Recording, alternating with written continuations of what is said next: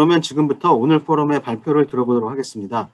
첫 번째 발표는 남윤철 교육부 미래교육기획과 사무관님께서 인공지능 시대의 교육정책의 방향과 과제라는 주제로 발표를 해주시겠습니다. 큰 박수로 맞이해 주시기 바랍니다. 네, 안녕하세요. 저는 교육부의 남현철 사무관이라고 합니다. 이렇게 인공지능 융합교육 포럼에 참여하게 되어서 매우 영광입니다. 발표 자료를 띄우고 우선 발표를 계속 이어가도록 하겠습니다. 네, 저는 오늘 지난 11월 20일 교육부가 관계부처 합동으로 발표했던 인공지능 시대 교육정책 방향과 핵심 과제에 대해서 주요 내용을 좀 소개해드리고자 합니다. 제가 인공지능 전문가는 아니지만, 인공지능에 대한 얘기를 좀 해보려고 하는데요. 제가 최근에 이렇게 인공지능이 좀 가까이 우리 주변에 왔다라고 몸으로 좀 느낀 경우가, 이렇게 구글 같은 검색어 사이트에서 이렇게 제가 뭘 찾으려고 할 때, 이게 검색어를 입력하다가, 내가 찾으려는 문장이 딱 뜰 때였거든요. 어떻게 내 마음을 알고, 약간 이런 느낌을 받은 적이 있는데, 이게 원래 과거에도 이렇게 있었던 기능이잖아요. 근데 특히 요즘에 뭔가 좀 잘 맞는 것 같은 느낌이 들더라고요. 근데 사실 이게 인공지능의 어떤 우리가 상상하는 고도의 기술은 뭐 아닐 것 같긴 해요. 이게 많은 사람들이 검색을 했던 그 데이터를 기반으로 해서 빈도수가 높은 걸 보여주는 방식일 테니까요. 약간 더 발전을 하면 막 로그인을 했을 때 그 사람의 연령이나 뭐 이렇게 지역에 따라서 다른 검색어를 보여주거나 뭐 이럴 수는 있겠죠. 근데 어쨌건 제가 받았던 느낌은 이 컴퓨터가 나와 어떤 소통이 이루어진다는 느낌을 살짝 받은 적이 있어요. 특히 이렇게 검색어를 입력하는데, 내가 찾으려고 하는 게 나오네? 이런 느낌을 받았던 적이 있다는 거죠. 이런 소통과 대화가 된다는 느낌 속에서 실제 인공지능 기술이 이 노인 돌봄 같은 데서 활용이 되고 있거든요. 어르신분들이 이제 대화를 나눌 상대로 인공지능이 활용이 되고 있는 것이죠. 인공지능이 얼만큼 미래에 발전할 것인가에 대해서는 사람마다 되게 생각이 좀 다 다른 것 같더라고요. 주변에 물어봐도 본인이 어떤 영화를 봤느냐에 따라서 인공지능이 어디까지 발전할 거다 이렇게 여러 가지 상상을 하는데, 아니면 어떤 사람은 허상이라고 믿기도 하고요. 근데 그 상상과 기대를 어디에 두든 제 생각에는 앞으로 일단은 계속 발전할 것 같다라는 생각이 듭니다. 지금 보시는 이 표는 현재 세계 기업의 시가총액이거든요. 네, 상위권 기업들을 보면 죄다 정보통신 기업들이에요. 사우디 아람코라는 석유 회사 빼고는 애플, 마이크로소프트, 아마존, 구글, 페이스북 이렇게요. 그래서 앞으로 인공지능이 계속 발전할 것 같다는 생각이 드는데, 제가 앞서 말씀드렸던 그 검색어 사이트를 생각을 해보면 사람들이 어떤 검색어를 이렇게 입력하는지에 대한 거를 기기가 학습을 하고, 그 다음에 이 사람이 이런 단어로 검색을 시작한다고 한다면 아마도 이런 걸 검색하지 않을까라는 추론과 예측을 통해서 이제 이게 활동을 하는 거죠. 이런 기능이 인간의 지적 활동을 대신할 수 있다라고 많은 사람들이, 전문가들이 얘기를 합니다. 사실 이 말을 좀 바꿔서 말하면 인간과 소통을 할 수 있다는 말이고, 소위 우리말로 이게 대화가 통한다라는 것이죠. 근데 이렇게 학습이나 추론이나 예측이라는 이런 말은 이렇게 좀 개념화된 말이잖아요. 근데 일반적으로 이런 활동이 가장 잘 일어나는 게 저는 이게 사람 사이의 관계로 생각하거든요. 우리가 이게 어떤 사람을 만났을 때 이 사람이 나에게 적응을 한다거나 내가 이 사람에게 적응을 해서 이렇게 대화하고 이렇게 반응하고 하는 행동들이죠. 그러니까 사실 생각해보면 인공지능과 함께 산다는 이 사회가 우리가 기계와 소통하는 사회가 되지 않을까라는 생각을 하고 있습니다. 교육부에서 이번 정책을 발표할 때 이런 점들의 이런 상황의 맥락 하에서 3대 방향을 잡아보려고 했습니다. 일단 인재상, 학습 환경, 정책 과정 이렇게 나눠서 잡아보려고 했는데요. 먼저 인재상에 대해서 말씀을 드리면 가장 주목했던 키워드는 문장은 인간과 인공지능이 협업을 하는 시대가 될 것이다 라는 것이었습니다. 근데 이 협업이라는 게 꼭 업무를 말씀을 드리는 건 아니고요. 어떤 상황에서든 함께 할 수 있다라는 것을 좀 이렇게 비유적으로 표현한다고 생각하시면 될 것 같습니다. 그러면 인공지능과 인간이 함께 공존한다면 인공지능이 정확성과 신속성을 아무래도 맡게 되겠죠. 그러면 인간에게는 무엇이 필요하냐? 여기서 주목했던 것이 인간만의 감성, 그리고 창의성 이런 부분들입니다. 앞으로 인공지능이 얼마큼 발전할지 모르겠지만 여전히 사람이 사람을 더 잘 이해할 수 있고, 사람이 인간의 존엄성이라든지 이런 부분들은 사람들만이 좀 챙길 수 있는 부분이기 때문에 인간의 감성이 좀 중요하다. 그리고 이렇게 인공지능 같이 뛰어난 기계가 존재하는데 그럼 인간은 왜 존재해야 되는가? 왜 사는가? 이런 부분에 대한 고민들이 많이 필요할 것이라는 생각을 했습니다. 과거하고 미래의 어떤 패러다임을 좀 비교를 해보면 이제 과거에는 사람이 어떤 기술과 도구를 가지고 그 정답을 찾아가는 이 부분이 굉장히 중요했다고 보거든요. 그래서 우리의 교육이라는 것도 이것을 어떻게 활용하고 정해진 문제에서 어떻게 답을 찾느냐가 중요했다고 한다면 이제는 이제 과거의 그 알파고와 이세돌의 그 바둑 경기를 생각해 보시면 이미 정해진 그 바둑이란 게임, 이 정해진 구조 안에서는 인공지능이 이미 답을 알고 있는 것이죠. 이렇게 답을 알고 있는 상황에서 그러면 인간은 무엇을 해야 할 것이냐, 인간만의 창의성이나 무엇이냐라는 생각을 해볼 필요가 있습니다. 그래서 저희가 생각했던 것은 새로운 구조를 제시하는 게 인간의 역할이다라는 생각을 했습니다. 그래서 새로운 구조를 제시하기 위해서는 오히려 질문부터 이게 답을 찾아가는 것이라기보다는 오히려 원점으로 돌아가서 어떤 질문을 던져야 하는가 이런 부분이 더 중요하다는 생각이 좀 듭니다. 다음으로는 학습 환경인데요. 학습 환경은 이미 많은 분들도 이제 여러 언론이나 어떤 전문가들의 말을 많이 들으시겠지만 인공지능이 학습자에게 최적화된 학습 방법과 자료를 제공할 것이다라는 기대를 우리가 다 가지고 있습니다. 이 소위 말하는 개별 학습이 이 기술을 통해서 실현될 것이다라는 생각을 하고 있는 거죠. 그리고 이렇게 어떤 인공지능의 어떤 조력이 있다면 사실 학습할 수 있는 그 자료와 이런 방법들이 주변에 이렇게 손 다 뻗으면 닿을 거리에 존재한다는 것이기 때문에 어떤 정보의 접근성의 문제라기보다는 자기주도 학습 능력이 굉장히 중요해질 것이다라고 생각을 하고 있습니다. 실제 올해 원격 수업에서도 학력 교차 요인의 자기주도 학습 능력이 가장 중요하다라고 이렇게 여러 설문조사에 나타나는데요.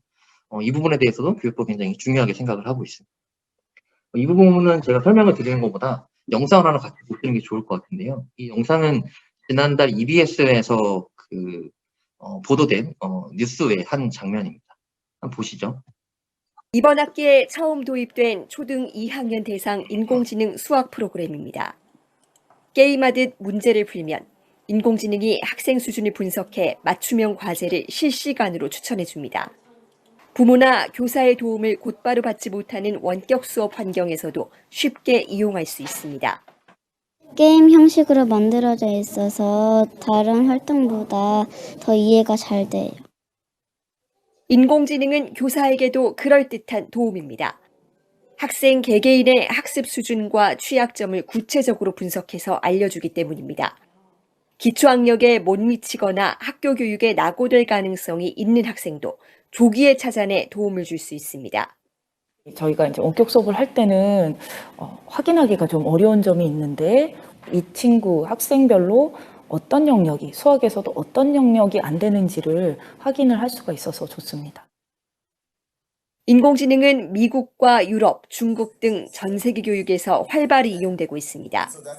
시장 규모도 지난해 기준 125조 원에서 2030년에는 292조 원까지 뛰어오를 것으로 예상됩니다. 가장 큰 장점은 수준별 수업이 어려운 교실 환경에서도 개별화 교육이 가능하다는 겁니다.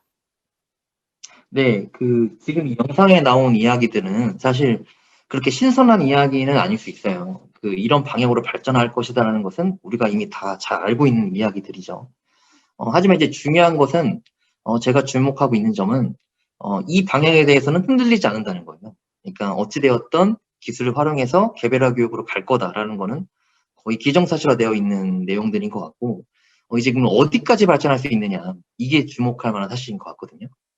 근데 어찌되었던 굉장히 빠른 속도로 발전하고 있다라는 게 우리가 알아둬야 될 사실인 것 같습니다.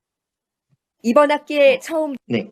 그리고 이렇게 다양한 이런 방식의 교육이 가능하다면 또 이를 뒷받침하는 다양한 형태의 교육 방식이 출현할 것으로 전망이 됩니다. 올해 있었던 원격 수업도 사실 그런 것과 비슷하다고 할 수 있죠. 그리고 계속 새로운 지식이 나오기 때문에 평생학습이 되게 필수인 시대가 될 것이다. 마지막으로 이제 정책 과정에 대한 부분인데요. 이게 인공지능이 데이터 기반이기 때문에 공공 분야에서도 데이터 기반에 대한 혁신, 데이터 기반으로 공공 분야의 혁신을 이루자라는 움직임이 계속되고 있는데 교육 분야에서도 교육 빅데이터를 형성하고 이걸 관리하고 유통하자라는 움직임이 있을 것 같고 그다음에 이제 모두를 위한 교육 기본권을 확대하는 부분은 이러한 기술을 가지고 더 많은 사람들이 교육을 받을 수 있도록 이 포용 정책 쪽으로 아마 더 발전하지 않을까라는 기대를 하고 있습니다. 그리고 또 아울러서 이렇게 신기술이 나오면 이 정보 격차라든지 활용에 대한 그 차이가 교육 격차로 이어질 수 있다는 우려가 있는데 이 부분도 방지해야 될 필요가 있다라고 생각을 하고 있습니다. 그래서 지금까지 말씀드린 이 방향을 잡은 거를 요약해서 보면 이렇게 되거든요. 그래서 먼저 인재사항에 있어서는 감성적 창조 인재, 학습 환경은 초개인화 학습 환경, 그리고 정책 과정은 따뜻한 진흥화 정책으로 저희가 내세웠습니다. 그 감성적 창조 인재는 그러니까 아까 앞서 말씀드린 것처럼 인간 중심 사고에 바탕을 두고 새 구조를 만들어내는 인재. 그리고 학습 환경은 학습자의 특성, 상황, 수준, 정서에 맞춘 개별화 교육. 여기서 초개인화라는 거는 요즘에 약간 유행하는 말인데 그 데이터를 기반으로 해서 그 사람의 아주 개별적인 것까지 맞춰가는 서비스를 말을 하거든요. 그리고 정책 과정은 따뜻한 진흥화는 그러니까 교육 정책의 그 기반이나 이 환경 분위기가 계속 이렇게 데이터를 기반으로 스스로 계속 문제를 진단하고 개선할 수 있는 똑똑한 정책을 만들어 가자라는 거고, 그다음에 이것을 이 혁신 기술을 이렇게 포용적으로 사용해 보자라는 측면에서 따뜻한 진흥화라고 이렇게 이름을 지었습니다. 그리고 비전은 인간다움과 미래다움이 공존하는 교육 패러다임의 실현으로 했는데요. 사실 이제 많은 부처들이 이제 미래다움에 대한 강조를 많이 하고 있습니다. 근데 이제 교육부라면 인간다움에 대한 강조를 같이 균형 있게 가야 되는 것이 아니냐라는 측면에서 이 밸런스를 맞추기 위해서 두 단어를 사용을 했고요. 순서도 인간다움을 좀 더 먼저 놓는 방식으로 이 부분을 좀 강조하려고 했습니다. 이런 비전과 방향을 달성하기 위해서 핵심 과제를 제시했는데요. 인간과 시대와 기술로 이렇게 분야를 나누어서 제시했고, 인간은 자기주도적 태도와 인간을 중시하는 마음, 이 부분이 중요한 과제다라고 제시했고, 시대 부분에 있어서는 인공지능으로 가는 이 시대는 하나의 트렌드이기 때문에 인공지능을 전 국민이 교양으로서 배울 필요가 있다라는 것이고, 또 하나는 이게 인공지능이 국가의 미래 먹거리로서 하나의 발전되는 아주 고도의 산업으로서 인공지능 전문인재 양성할 필요가 있다. 기술은 교육 환경을 첨단 기술을 활용해서 바꿔나갈 필요가 있다는 부분, 그리고 교육 정책에 있어서도 데이터 기반의 교육 정책을 펼칠 필요가 있다. 이렇게 해서 과제를 구성을 했습니다. 하나하나 제가 과제를 좀 말씀을 드릴 텐데요. 먼저 인간에 집중하는 교육 부분입니다. 인간에 집중하는 교육은 여기서는 아까 말씀드린 것처럼 스스로 문제를 인식하고 해결할 줄 아는 이런 자기주도적 태도가 되게 중요하다라고 제시를 했고요. 그 다음에 인간의 존엄성을 중시하는 마음은 이제 그 인공지능 시대에 오히려 사람을 더 잘 이해하고 그리고 인간이 중요하다라는 것을 이렇게 깨우치는 방식으로 교육이 이루어져야 된다라는 것을 강조했습니다. 제가 좀 주목하고 있는 부분은 이 특히 교과뿐만이 아니라 사실 여러 다양한 교과에서 많은 부분에서 인간과 인공지능을 비교하는 방식의 교육이 필요하지 않나라는 생각을 하고 있습니다. 이제 아래 그 표를 보시면 이제 동물과 인간의 비교를 통해서 인간의 존엄성을 배우는 방식으로 저도 교육을 받았던 기억이 나거든요. 인간은 이성이 있고 도덕이 있고 언어가 있고 이런 것들이요. 근데 이제 앞으로 몇 년 뒤만 되면 이제 인공지능을 이제 도처에서 함께 공존한다는 느낌을 사람들이 더 확 받게 될 텐데, 이때 인공지능과 인간의 창의성의 차이는 무엇이냐, 문제인식의 차이는 무엇이냐, 또 같은 문제와 같은 데이터를 주었을 때 문제를 어떤 방식으로 해결하느냐, 이런 부분을 비교해 가면서 인간은 어떤 고유성을 가지고 있다, 이런 방식의 교육이 좀 필요하지 않나라는 생각을 하고 있습니다. 오히려 이런 걸 통해서 인간에 대해 더 잘 알게 되는 것이죠. 어떻게 보면 되게 아이러니할 수 있는데 오히려 인공지능의 어떤 그 방식이 인간의 뇌 구조를 닮았기 때문에, 뇌 학습 방법을 닮았기 때문에 인공지능을 탐구함으로써 오히려 인간을 더 잘 알게 되는 이런 교육이 가능하지 않을까 생각하고 있습니다. 예를 들어서 예술과 체육 같은 경우에 있어서도 사실 이건 되게 인간의 고유한 영역이라고 좀 느껴지는 부분들이잖아요. 근데 제가 얼마 전에 보니까 인공지능 미술작품 전시회 같은 것도 하더라고요. 이제는 그 예술작품을 기계가 그려낼 수 있다는 것이죠. 그렇게 됐을 때 인간의 그림과 인공지능의 그림의 차이는 무엇이냐, 또 인간과 인공지능이 함께 예술작품을 만든다면 어떤 예술작품이 만들어질까, 이런 부분에 대한 것도 미술교육이나 이런 부분에서 필요하지 않을까라는 생각이 듭니다. 제가 최근에 그 TV 프로 광고를 하나 본 게 있는데요. SBS에서 1월에 이제 세기의 대결해서 신년 특집으로 AI 대 인간 이런 그 프로그램을 한다고 하더라고요. 근데 이 인터넷에 티저 영상을 찾아보시면 가수 김광석 씨의 목소리로 이제 가수 김범수 씨의 노래를 부르는 이런 AI를 이제 보여주는 장면이 그 영상에 있었어요. 그래서 그게 보니까 여러 가지 분야들, 뭐 골프나 모창이나 트로트 작곡이나 이런 여러 분야에서 인간과 AI를 대결하는 이런 구도를 그 프로그램 편성을 한 것 같은데, 그 티저 영상에서도 그 연예인 패널들이 그 AI의 그 기술을 보고 이렇게 놀라는 장면들이 나왔거든요. 근데 물론 많은 시청자들이 저도 그렇고 이제 그걸 보게 되면 AI 기술이 여기까지 발전했구나라는 것에 놀라게 될 텐데, 사실 저는 그거보다도 그 안에서 하지만 사람과 이런 차이가 있구나라는 것을 다시 사람들이 깨닫게 된다고 생각을 해요. 오히려 그 부분도 굉장히 주목할 부분이 아닌가라는 생각을 합니다. 다음으로 이제 시대에 부합하는 교육에 대해서 말씀을 드릴 텐데요. 사실 오늘 제가 말씀드릴 내용 중에 가장 중요한 부분은 여기 교양으로서 인공지능 교육이 아닌가 싶습니다. 이게 학교 교육에서 인공지능 교육을 할 때의 부분이기 때문에요. 그리고 인공지능 전문의자 양성 교육도 함께 한다라는 내용을 담고 있습니다. 지금 보시는 표는 그 미국의 AI4 K-12라는 곳에서 나온 인공지능 교육과정의 그 목표를 얘기한 그 예시인데요. 이제 미국에 일단 만 5세부터 18세까지를 대상으로 인공지능 교육을 한다면 이런 정도의 목표로 해야 되지 않냐라고 제시하는 그 가이드라인 같은 겁니다.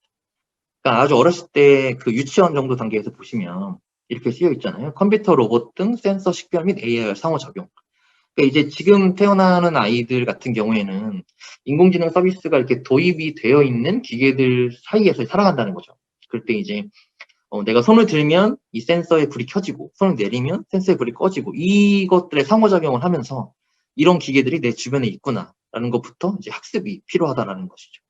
그리고 이제 고학년으로 올라가면 그 제일 마지막 줄에 보시면 인공지능이 사회에 어떤 긍정적이고 부정적인 영향을 끼치는가 이런 거에 대해서 비판적인 이해가 필요하다라는 이런 내용들로 좀 짜여져 있는 것을 볼 수 있습니다. 그리고 지금 보시는 이 그림은 이번에 발표를 하면서 이번 방안에서 인공지능 교육에 있어서 그 어떻게 구성돼야 하는지를 지금 그려놓은 건데요. 이제 프로그래밍 교육, AI 기초 원리, AI 활용, AI 윤리가 들어가야 한다라고 이제 도식화해서 그려놓은 그림입니다. 여기서 가장 핵심은 무엇이냐면 그 아래쪽에 쓰여 있는 문제 설정 능력, 창의성, 의사소통 능력, 협업 능력, 비판 사고 능력 이 부분이거든요. 그러니까 무슨 말이냐면 이 인공지능 교육이 지식 교육으로 가서는 안 되고 역량 중심 교육으로 가야 한다라는 이야기를 하고 싶은 겁니다. 사실 이 부분이 굉장히 중요한데 제가 예를 좀 들어드리면 그리고 이 부분을 좀 같이 좀 논의해봤으면 좋겠거든요. 제가 전자계산기와 인공지능의 예를 좀 들고 싶은데요. 그 전자계산기나 컴퓨터 이런 거죠. 그 예를 들어서 이제 우리가 지금 살고 있는 시대에 전자계산기나 컴퓨터가 딱 개발이 됐어요. 그러면 우리가 어떻게 학습을 그동안 해왔냐면 이 기계를 쓰지 않고는 업무를 못하거나 세상을 살아갈 수 없으니까 이 기계를 배워야 한다라는 방식으로 교육이 이루어졌었죠. 그래서 그 이걸 어떻게 활용할 것이냐, 어떻게 사용할 것이냐 이런 식으로 교육을 했단 말입니다. 근데 만약에 인공지능 교육도 이제 앞으로 설계를 구체적으로 해 나가야 될 텐데 과거하고 똑같이 이것도 컴퓨터가 나타났을 때처럼 인공지능이 생겨났으니 인공지능을 어떻게 다룰 것이냐 이걸 배워야 한다는 식으로 가는 거는 저는 약간은 그건 좀 아니지 않나라는 생각을 하고 있어요. 왜냐하면 지금 인공지능 기술 중에 가장 주목할 만한 기술이 자연어 처리 기술이거든요. 그러니까 내가 말만 하면 된다는 거죠. 이 자연어 처리라는 방식, 그러니까 말만 하면 된다는 말이 무슨 말이냐면 내가 타인과 소통할 정도의 의사소통 능력이 있으면 이 기계와도 의사소통을 할 수 있다는 말이에요. 그러니까 이제 컴퓨터 같은 경우를 생각해 보면 제가 컴퓨터 교육을 만약에 누군가에게 가르쳐 준다고 하면 컴퓨터라는 기계가 눈앞에 있고 이 기계에서 전원 버튼을 누르면 전원이 들어오고 이렇게 설명을 해줄 것 같은데 인공지능은 지금 여러분 눈앞에 있는 어떤 기계가 아니잖아요. 그러니까 어떤 인공지능을 뭐 어떻게 키고 다루고 이렇게 배우는 중심의 교육은 저는 맞지 않다라는 생각을 하고 있습니다. 그러면 이제 뭘 배워야 되느냐라는 질문이 남는 거죠.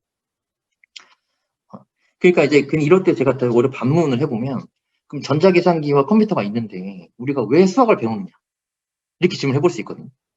근데 사람들이 이렇게 질문하면 그래도 수학은 배워야지. 그거는 논리력에 도움이 되고 뭐 이렇게 얘기를 해요. 이건 뭘 뜻하냐면 우리가 수학 교육을 생각할 때 이것이 어떠한 역량을 배우는 데 도움이 되는 그 과정에 있는 것이다라고 이미 인지를 하고 있기 때문에 이렇게 대답을 하는 경우가 많거든요. 그럼 인공지능 교육도 어떠한 역량을 달성하기 위해서 이 사이에 가는 그 과정의 교육이다라고 생각을 해야 되는 게 아닌가라는 생각을 합니다. 그러니까 예를 들어서 프로그래밍 같은 걸 하더라도 그 프로그래밍을 통해서 여러 가지로 뭐 배울 수 있겠지만 그 프로그래밍을 어떻게 해야 되냐 그 명령어 하나를 배우는 이 지식 교육이 아니라, 왜냐하면 앞으로 미래의 인공지능이 말만 하면 다 프로그래밍을 해줄 수가 있잖아. 오히려 그것보다는 어떻게 논리적으로 그 구조를 설계해야 되는지, 그리고 프로그래밍이 저는 약간 지적인 메이커 교육이라고 생각하는데, 그런 부분에 있어서도 이게 어떻게 활용되는지 이런 부분에 도 주목을 해야 되는 게 아닌가라는 생각이 듭니다. 그래서 기존의 소프트웨어 교육과 인공지능 교육이 어떻게 차이가 있느냐라는 얘기 좀 해보고 싶은데요. 그 소프트웨어 교육은 그러니까 이제 이런 식으로 될 수 있는 거죠. 어떤 컴퓨터와 기계가 있으면 이 기계를 움직이는 법을 배우는데 집중을 했다라고 생각할 수 있습니다. 물론 이것도 영역 중심으로 해서 컴퓨팅 사고력, 그러니까 어떤 컴퓨터 논리력을 배운다라고 생각을 해볼 수 있는데, 이때는 그러니까 아까 제가 말씀드린 처음 말씀드린 검색어 시스템을 생각해 보면 될 텐데요. 그 검색어 시스템을 만약에 우리 만든다고 했을 때, 검색어를 이렇게 입력을 하면 그 검색어를 어떻게 단어를 추출해서 어떤 데이터와 이렇게 연결을 시켜서 이렇게 보여줄지, 이 부분을 짜 나가는 게 소프트웨어 교육을 한다면, 인공지능 교육은 여기에 데이터를 추가를 해서 그 기존의 데이터를 이렇게 쌓아놓은 상태에서 어떤 추론이 가능한 블랙박스를 만들고, 추론이 가능한 알고리즘을 만들고, 이제 사람이 이제 여기까지 입력을 하면 이 사람의 뭐 나이나 연령, 나이나 뭐 지역이나 이런 거를 고려해서 어떤 데이터와 연결해서 이렇게 답을 미리 낼 수 있는지, 이런 과정이 존재할 수 있다라는 것을 배우는 게 인공지능 교육 같다라고 저는 비교해 볼 수 있을 것 같습니다. 여기서 사실 더 중요한 것은 자신의 사고관념과 다시 비교해 보는 방식이거든요. 왜냐하면 그 기존의 소프트웨어 교육을 할 때 컴퓨터를 대화할 때는 내가 짠 알고리즘을 이 컴퓨터가 이해시키는 게 만드는 게 사실 목적이었다고 한다면, 그러니까 우리의 일반적인 주관적 언어가 아니라 컴퓨터가 이해할 수 있는 언어로 바꾸어서 이해시키는 게 목적이었다 한다면, 인공지능 교육을 바라볼 때는 인공지능이 도출해내는 그 추론과 그 예측의 결과에 대해서 우리가 놀라움을 느끼고 그것과 우리의 추론을 비교해 볼 수 있어야 된다고 생각하거든요. 그러니까 예를 들어서 검색어 시스템을 만들었을 때 만약에 해서 인공지능까지 검색어 4글자를 치면 90%의 사람들이 10대는 다음에 교육을 치더라 라는 데이터가 있다고 해볼게요. 그러면 이 높은 빈도수로 제시하는 알고리즘 하에서는 인공지능이 그 인공지능 검색어 시스템이 인공지능을 치면 교육을 제시하겠죠. 근데 어떤 학생은 그건 너무 많이 검색을 했으니까 이번에 검색하는 사람은 오히려 전혀 다른 단어를 내세우지 않을까라고 생각하면서 아예 다른 답을 낼 수도 있거든요.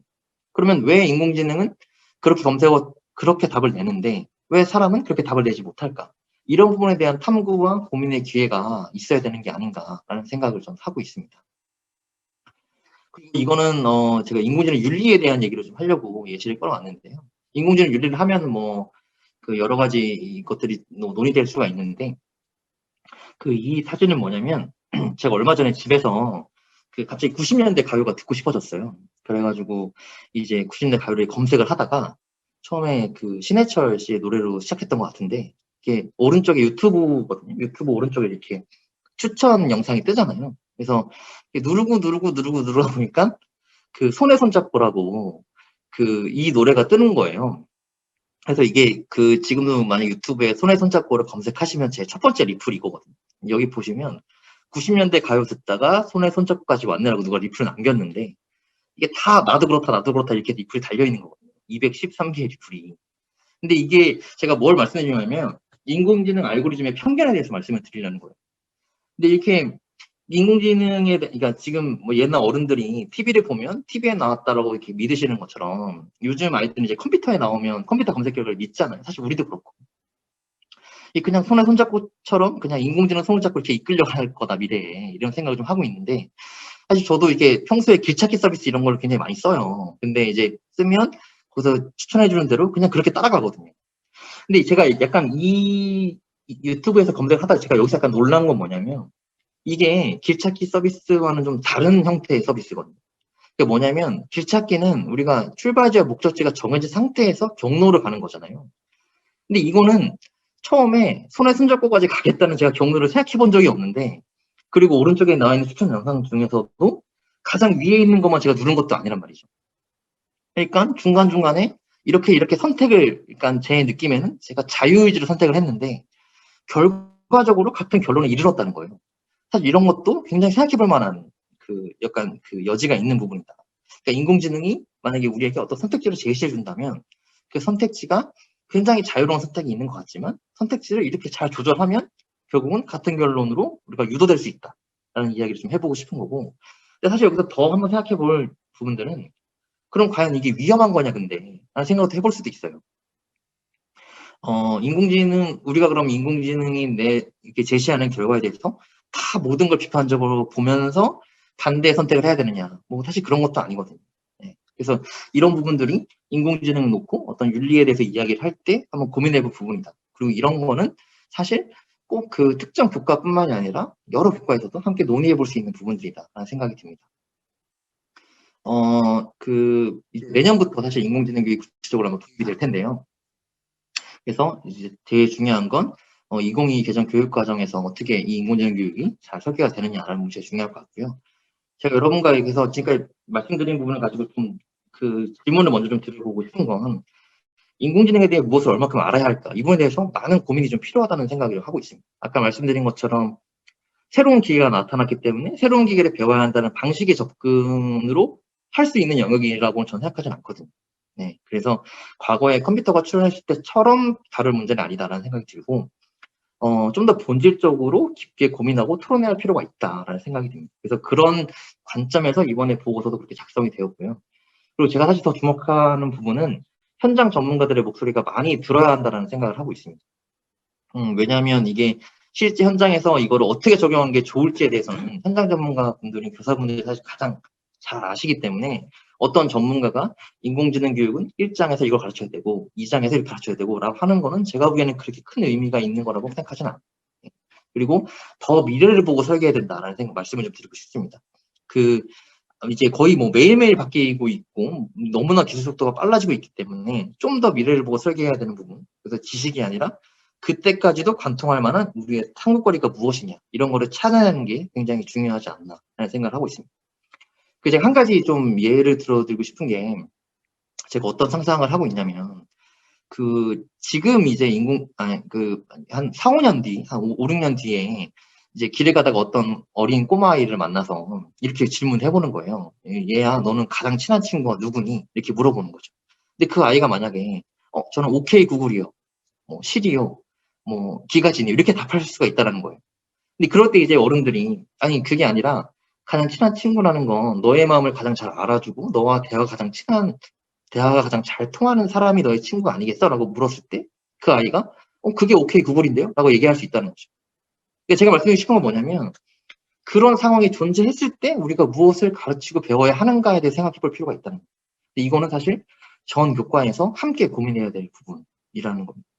그리고 사실 인공지능에 대한 어떤 기초 교양과 이런 지식 같은 거는 이미 유튜브만 들어가셔도 너무나 많은 자료가 올라오고 있거든요. 많은 전문가들의 아주 일반 대중화된 강의가 올라오고 있어서 이미 그런 부분은 사회적으로 많이 이렇게 퍼지고 있고 이미 전 국민적으로 어느 정도 기초 소양이 점점 올라가고 있는 게 아닌가 하는 생각을 하고 있습니다. 그럴 때 학교가 가르칠 것이 흔해 빠진 지식을 되풀이하는 게 아니라 학교만의 그 역할이 있어야겠죠. 그래서 그 부분을 고민하는 게 중요하다는 말씀을 드리고 싶습니다. 그리고 전문인재 양성 부분이 있어서도 정부가 계속 정책을 많이 내고 있는데요. 앞으로도 계속 가속화될 거로 예상이 됩니다. 근데 좀 주목해야 할 부분은 이제 어떤 전문인재이냐가 중요할 것이고, 이제 너무 유행처럼 되지 않았으면 좋겠다는 생각을 하고 있습니다. 사실 많은 컴퓨터공학 관련 사이트에 가보면 이런 우려가 좀 있거든요.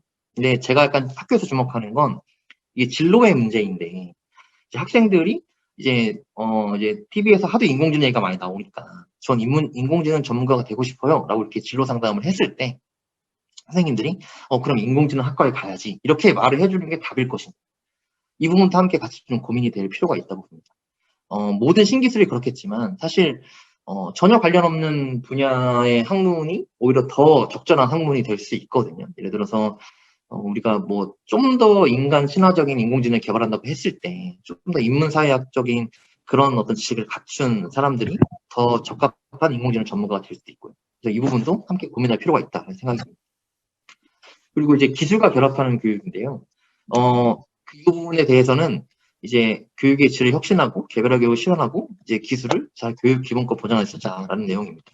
그래서 가능형 교육 3대 프로젝트를 저희가 실시를 하려고 합니다. 그래서 현장의 애로사항을 받아서 교육부와 관계부처가 기술을 개발하고 기술을 보완해서 현장에 사용하자라는 논리인데요.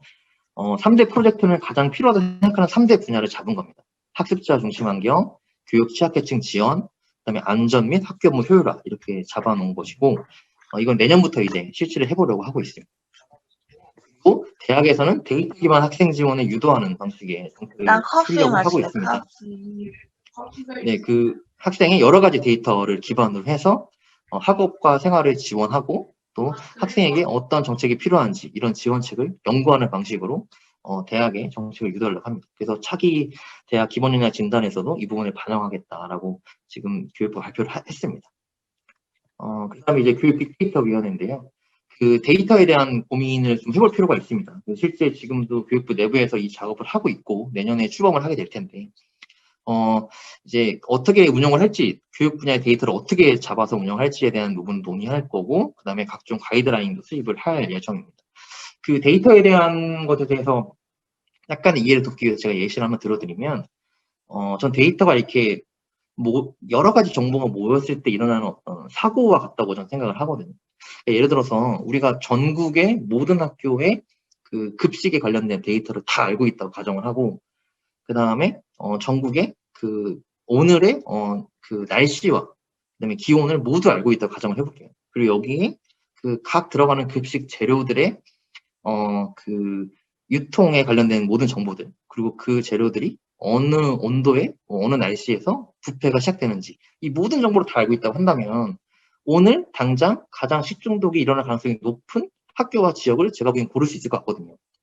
이게 중요한 건 이 데이터가 다 모이는 어떻게 모이게 할 것이냐, 어떻게 조합을 할 것이냐의 문제인 것 같은데 어쨌건 이제 빅데이터가 이루어질수록 새로운 어떤 정책이나 새로운 방향에 대해서도 우리가 같이 고민해 볼 수 있기 때문에 데이터를 최대한 모으는 방식으로 저희가 추진을 해보려고 하고 있습니다.